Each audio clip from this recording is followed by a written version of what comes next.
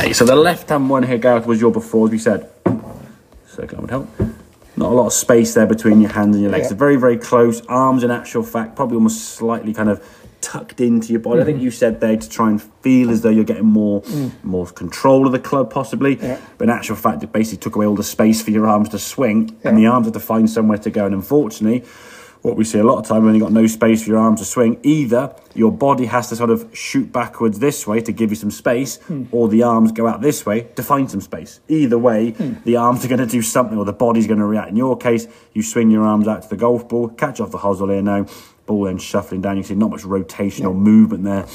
The old shank or tops as we saw in the swing. So this right-hand one now is going to be a bit more space, as we can see there in terms of practice. But this is the rehearsal that we're trying to do now. So the lower half is starting to shift towards target.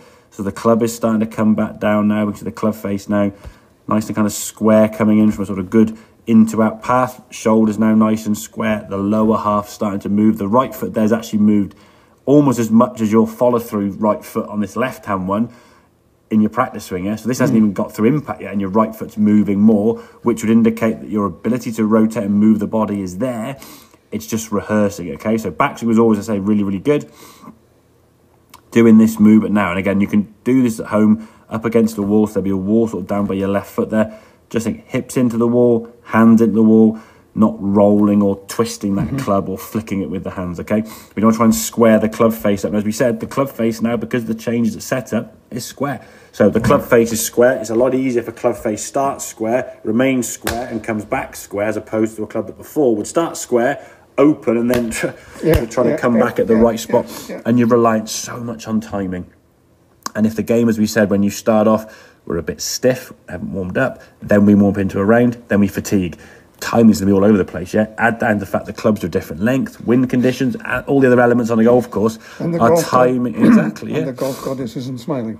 Exactly, yes. She's always going to look down at us and give us a bit of some bad luck. So, yeah, space-wise from the golf ball there now, you see a little bit more rub. It's not massively. I mean, if I saw these two here now, so what's the difference? It wouldn't scream out, oh, he's got more space from his leg, but we can see there is a little bit more space. And you can certainly feel there's a little bit more space now from your arms to your legs, okay? Same good backswing, as I said at the top. When you go back here, this has always been really good. Now from here, the lower half now starting to unwind a bit more. Club's coming back now, much better strike of the golf ball. Striking more middle part of the screen, or just right at the target, as we can see there, and then releasing through. That right foot's coming up more. I think in time we could get a little bit more rotation, okay? Right. That's just something to rehearse. One of the simplest drills you can always actually get sort of students of mine teaching and say, just stand there twice a day while you're brushing your teeth and just twist around there to the point where you just see how much range of motion you've got.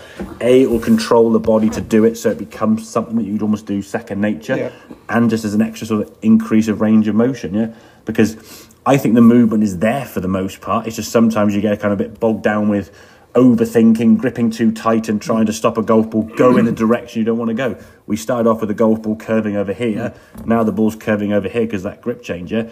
Now we've got to fix that hook with a better body movement, not you trying to swing your arms to find space and shove it to the right. Because unfortunately, when you do that, your contact's going to be affected. With the ground behind the ball, you might shank it. There's a lot of variety you're getting, as you said, and last so I'm all over the place because you were trying to fix a fault with another fault, We've changed the setup now, so you've got the space so your arms can do what they want to do. It's now getting the engine to work better. We can unwind the body better, get that body twisting through so we can finish more in that position and maybe a little bit more twist there through more the lower half. Again. Yeah, exactly, But again, that's going to be... It's not a bad looking swing. And again, that's I think the frustration of a lot of people. When you look at your swing function, it's actually a very aesthetically pleasing movement. It's just sometimes you're this bit off you're a little bit far from the golf ball in terms of spacing, so you're a little bit too close.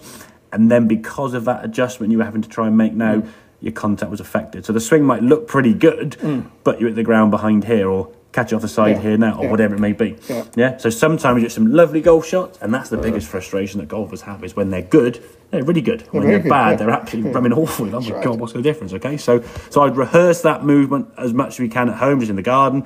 The 2T drill on the side there with no golf ball, just learning that low point through the gates is a really, really good one to do. And again, when we're on the golf course, your brain needs to focus on one thing, and that is hitting that little white thing in front of you, okay? Yeah. Practice and rehearse all this, move to the side of the goal ball, that's fine. Now your brain can think about this because the act of hitting a golf ball has been taken away, yeah? Your brain now can think about the logical side of things and trying to analyse what we're going to try and do and kind of that sort of movement, okay? There's no real worry about trying to swing it fast or hit something, yeah? We're just moving and rehearsing how our body's going to move, yeah? We do this over and over again to the point where it becomes a bit more second nature. Then we step up, make sure we've got the space for our arms to swing, and then hit the golf ball. Okie dokie? Yeah. Good stuff, right.